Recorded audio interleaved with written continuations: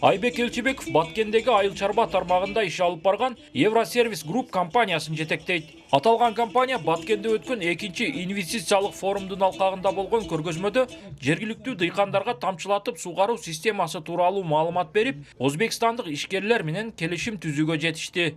Негизи эле ушундай инвест форумдар ишкерлер үчүн аябай пайдалуу. Себеби бул жакшы бир площадка деп эсептейбиз. Бул жерде бир гана ишкерлер менен бийлик өкүлү эмес, ишкерлер менен башка инвесторлордун да чогулушу, ошолордун ою пикир алмашуусунда мүмкүнчүлүк болуп атат.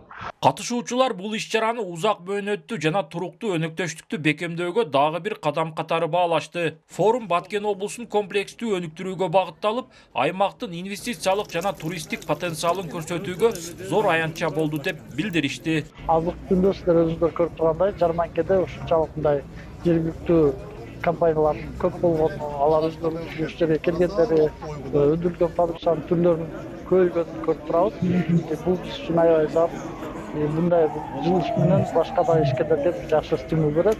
Ошондой эле өкмөтүбүз дагы ушул тармакта көбүнчө айыл чарба тармагы экен, азыр президенттин указы дагы жакшы бир жеңилдиктерди, мүмкүнчүлүктөрдү түзүп атат. Биз ойлойбуз, жакшы бир багытта баратабыз. Баткендин өнүгүүсү өлкөнүн өнүгүүсү деп аталган экинчи эл аралык инвестициялык форумга ата мекендик инвесторлордун сырткары эл аралык уюмдардын, ошондой эле жакынкы жана алыскы чет өлкөлүк инвесторлор катышышты.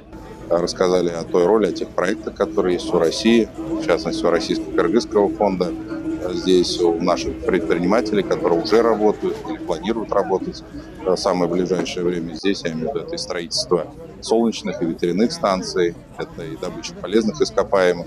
Форумга катышкан министрлер кабинетинин төрагасынын биринчи орун басары Адылбек Касымалиев аймактын экономикалык, инвестициялык, туристтик дарамети жыл өткөн сайын артып жатканын белгилеп, Баткен облусунда ишкердикти өнүктүрүү үчүн Кыргыз өкмөтү тарабынан бир топ жеңилдиктер берилгенин билдирди. Биз ушундай инвестициялык форумдарды, инвестициялык кеңештерди өткөрүп, потенциалдуу инвесторлорду бул жерге чакырып келишибиз керек да. Себеби бул жерде салыктык жеңилдиктер башка региондорго караганда көбүрөөк берилген да, инвестициялык, салыктык жеңилдиктер болобу. Бул жерде жакшы жагдай түзүлгөн да.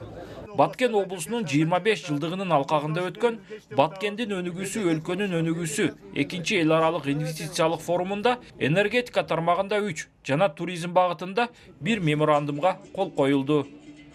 Улан Маккамбаев, Адыл Орозалиев, ЛТР, Баткен облусу.